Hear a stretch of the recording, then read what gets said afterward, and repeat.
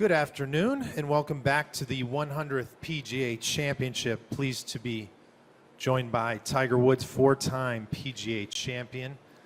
Tiger, welcome to what is your 19th PGA Championship.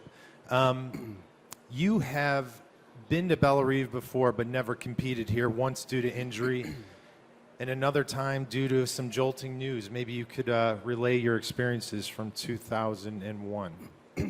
Yeah, 2001 was a very surreal time, at least for me anyways. I had done an American Express clinic there here in town, and I played a practice round with Calc, and you know, the tragedies that happened transpired, and we we tried to play the next day, and I believe I was playing with Weirzy, and at the time, I think Tim was one of the towers had fallen on the American Express building, and a lot of people lost their lives. And you know, the people at American Express were struggling at the time, and I think Tim made the right move in canceling the event. And that was on the 11th, and I drove home on the 13th, and 17 hours. To get back home to Florida, and it was a very surreal time for myself on that drive, and a lot of reflecting. So here you are, a little bit of a different experience this week at Bellerive. You're actually competing this week on a golf course you haven't competed on, and that doesn't happen at this stage of your career terribly often. Right. What kind of challenge is that for you, and have you thought about that at all? Yeah, you know, I hadn't played, you know, I literally haven't stepped foot on this golf course since that week in 2001. Didn't get up here, you know, pre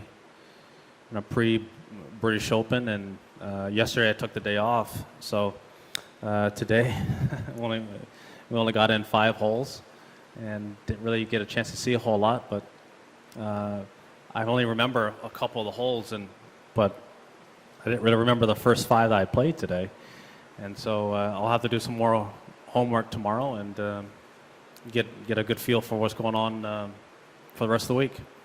All right, let's hit the floor for some questions. Let's start over here, number 1, with Mark.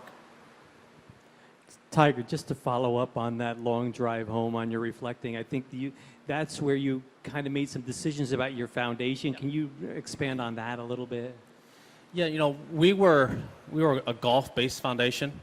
I did a lot of clinics around the country and try to raise money for the local areas and trying to bring awareness and a better understanding to our youth about the job opportunities that are afforded. You know, in the game of golf, you don't have to be a PGA professional or a tour player to make a living. And there's a lot of different opportunities, and that's what we tried to do. When the tragedies happened on the 11th, and I drove home on the 13th, and I reflected, if I had been, you know, part of that, you know, where would our foundation be?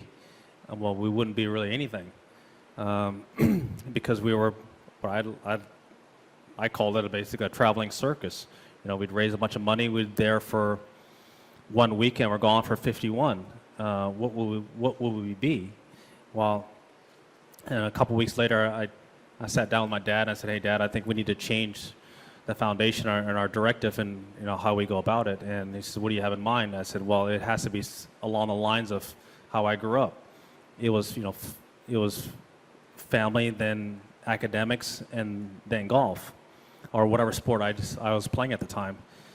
And so he says, "Okay, let me get back to you in a week or so," and that's when we got the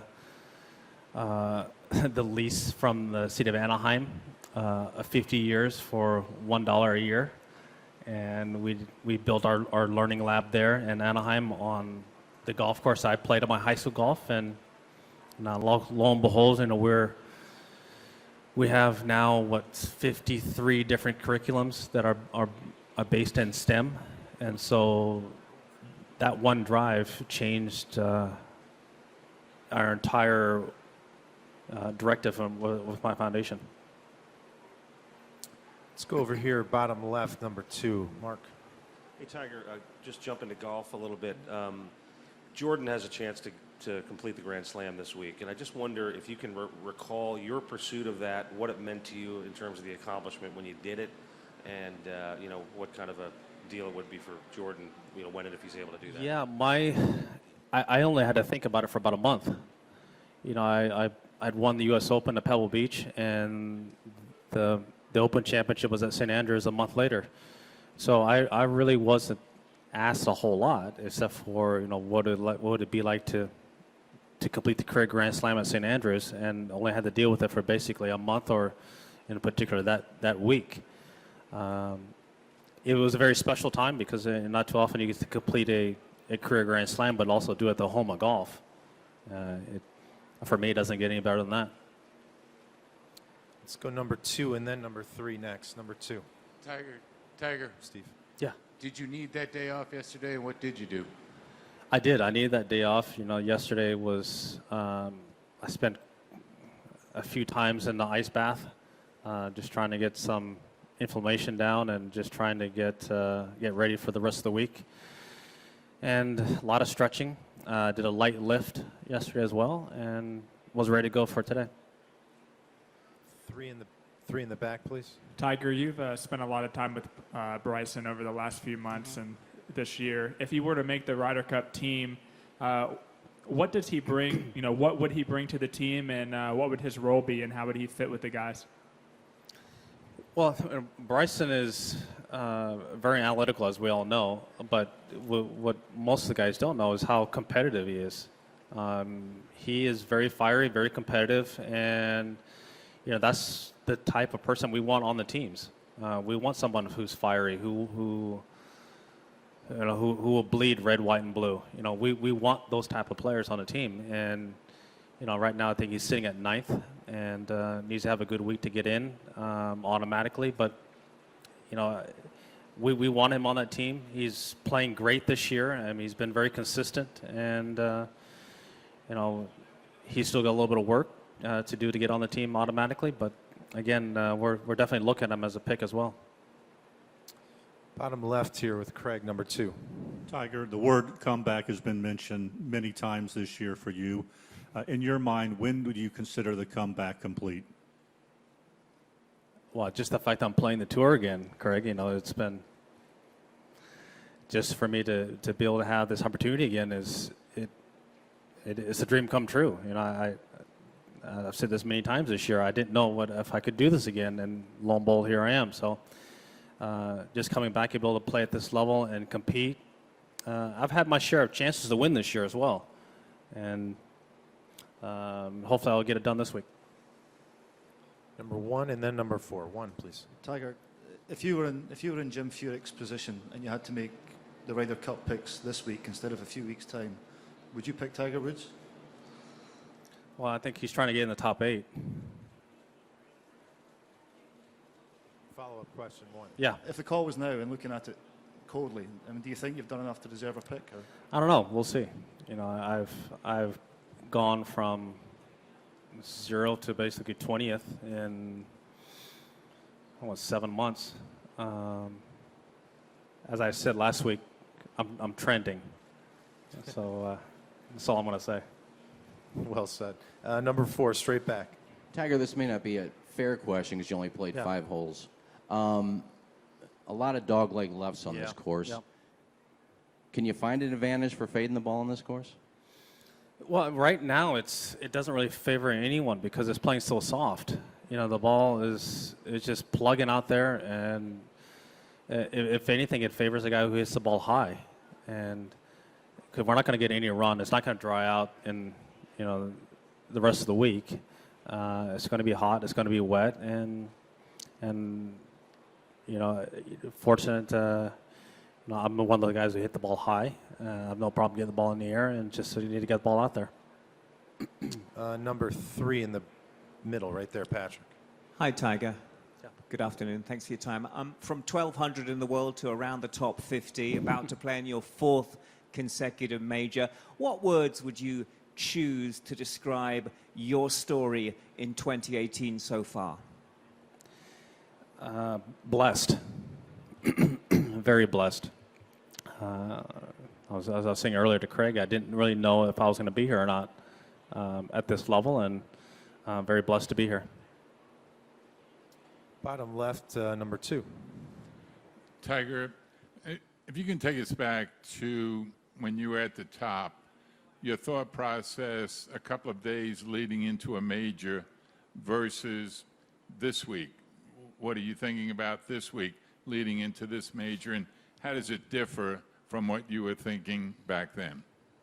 When I was playing well there for the better part of a little over a decade, it was the same thought process. It's just to get rest and not to wear myself out in practice rounds, and make sure that I'm mentally and physically fresh come Thursday. Now, what I did back then and what I do now are two totally different things. I don't lift as much and I don't run as much as I used to stay fresh. That part has changed, but the whole idea was to try and get a feel for the golf course and how I was playing that week, but more than anything, just make sure that I was fresh and ready to go come Thursday. Second row, number 1. Tiger, you weren't able to play here in 2008 in the playoffs. Just how much have you looked forward to or been anxious to finally play a competitive round on this course? Yeah, I've looked forward to it. I was recovering from a surgery in 2008. We all know what happened in 2001. So I just remember when I was watching it as a kid growing up, Pricey go ahead and just, blitzed the field here and played really well. And, par's different now than it used to be. And so I think that the golf course will scoring-wise, may play a little bit differently than it did back in those years. But I'm looking forward to competing. I'm looking forward to getting out there Thursday, and got a great pairing as well. Let's go 2 and then 4. 2 first. Right. Tiger, Jason Day comes from a country that enjoys so much success in other sports. Do you think it's unfair that we expect him to have won more than one major championship by now, and are you a little bit surprised by that? Well, it's not easy to win major championships. What he's done, and I think that, I think Jason said it best, is that he should be very proud of that he was able to win a major championship after having a family. That's it's a very different thing, and also what the struggles and the things that he had to endure, and his upbringing, and he's fought tooth and nail to get to where he's at, and he should be very proud of winning a major championship, because it's not easy to do. 4 in the back middle there. Hi, Tiger. What has been the most difficult challenge for you with this comeback? Do you think more physical, more mental, or a combination of both? Well, definitely more physical. I know how to play the game of golf. It's just what are my limitations going to be? And as the year has progressed, I've learned some of those things. And I certainly can't do what I used to do 10, 15 years ago, but I'm still able to hit majority of my shots, and I've had to learn a golf swing that is restricted. I've never had a spinal restriction before, and I played all those years without it. Now I've had a bum knee, most of those years, but I could wheel around that. But having a fixed point in my spine is very different. Front right, number 1, and then we'll go to 3. Tiger, I don't know how much you pay attention to the tour stats, but one number that's different from that decade you referred to is, I think it's almost a full stroke difference in scoring average from the front 9 to the back 9. Is that part of reintegrating back into the game? I wish I could figure that out. I don't know what it is. I don't know why I haven't played the back 9 as well, and as I have in the past. Who knows? If I had an answer to it, I'd give it to you. But I really don't know. Straight back or to the right there, number 3. Tiger, getting back to the Ryder Cup, Thomas Bjorn said this morning that it's still intimidating to play against Tiger Woods in match play. Do you think so? I like my chances in match play. 2 on the left. Tiger, going back to Doug, where you at? way left. Way left, hard left. Yeah. One of Phil's drives. Going back to the ice bath yesterday, where was the inflammation and how many ice baths this year? 3, and everywhere. Anything else? Specific? Just That's it. half specific? Nothing? No, Okay. that's it. Let's go 1 on the far right. Tiger, there's been some thoughts about super pairings and some chatter about that this week. Do you Yeah. have any thoughts on that? Is it good, bad for a golf tournament? You know, we've tried to do. I think we've tried to do it most of this year on our tour. What I think that, for me personally, it's become more of the norm, and it was actually abnormal at the Open Championship when we didn't have those pairings. We're all kind of spread out. But you know, this is, you know, kind of back to what we have done all year, and something that I think that, you know, we're all pretty familiar with. Straight down 2. Tiger, seeing yourself on the leaderboard in the Open on Sunday, you talk about being competitive. How does it help your confidence in today, knowing that you were competitive in the last major? Yeah, considering that I didn't do very well in the previous major championship, you know, I missed the cut. So to go from, you know, missing a cut there to contending and at one point, you know, leading the Open with, you know, on the back 9, yeah, it felt good. Felt very familiar. Unfortunately, I made, you know, 2 mistakes there on 11 and 12 that ended up costing me a chance of winning the championship.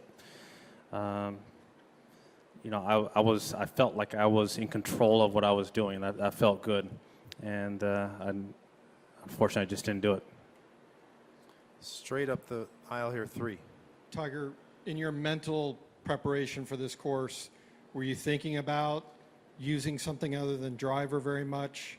And how have the conditions changed that, and how may that change your ability to attack it? No, I watched the PGA there when Nick won. I watched when Camilo played well here, and you know, tried to watch, you know, what the guys were doing in those videos, and it's completely different than what they were playing. Today was soft, wet, and muddy, and ball wasn't traveling very far on the ground, and I think that's going to be how it's going to be all week. So it's, as I said, it'll be advantageous for the guys who hit the ball in the air, who can carry it a long way, and I just need to be able to do that.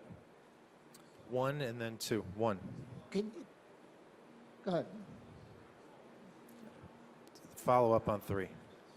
There's been talk of the greens are big, but they have quadrants and all that. Is the softness going to make hitting those quadrants easier?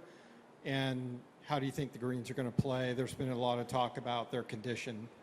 Yeah, it'll be important to hit the ball in the right quadrant. It'll be easier to hit the ball in the right quadrant because the ball's just going to be plugging. I don't think they're going to be the smoothest of greens that we've played on, but you know, everyone's got to play them. You know, we're going to have some putts where we hit good putts and they're going to kind of wobble offline. But then again, you can actually put some pretty good heat behind it as well and take out some of the break. And these greens do have a little bit of movement. But if you get in, you know, the proper sections, then they really don't move much. And so I think if you're able to hit the ball, you know, well and put the ball in the right sections, you'll see, you know, a bunch of birdies. And if you don't, then I think you'll see the field get separated, you know, pretty quickly. Numbered 1. Follow up. Any adjustments in your putting stroke on greens like this? They're a little different this week. No, and nothing as far as an adjustment to my stroke. I've as I've switched to, you know, the Ardmore, it has helped me putt, you know, slower greens a little bit better. You know, I've in my past, I've struggled on slower greens, and what I've done normally is just add lead tape to my putter. This putter's, the ball's rolling off a little bit quicker, and I don't have to do it. 2, Bob. Tiger right here. And when you have not been at your best physically, in the past you might have tried to power through it. Was this past weekend and even yesterday an example of you sort of holding back or guarding against doing that to not make it worse? No, Bobby, it's just, there's going to be certain days that I'm just not going to have the speed and the flexibility and the movement that I once did. I'm 42 now, and I've had 4 back surgeries. So it's, things are going to be different from day to day, and it's just about managing it. Before, and as I was alluding to earlier, I didn't really have any of those issues when I was earlier in my career because I didn't have a fixed point in my back. My knee used to hurt a lot, but I could play around that. Playing around my spine is a little bit different. Okay, we have time for 3 quick ones. Let's start at number 4. Tiger, at Carnoustie at the end, you talked very well of the pleasure, of the disappointment at what had happened, but also the pleasure you were about to get or had received from hearing your children say, "Dad, can we go and play soccer or football?" I think. Is playing football with your children more important than winning major championships to you now? I think having the ability to be able to play, with my kids in the backyard is something that I don't take for granted anymore. Because there was a couple of years there where I didn't do that. I laid on the ground a lot, and I wasn't able to move. And so for them to be able to ask, or trying to egg me on to let's go for a run or let's go play, soccer in the backyard, that's something special because I went for a few years where I couldn't do that. 1 and then 3. Tiger, I'm just following up. You say you're 40 now, you can't do some of the things you used to do.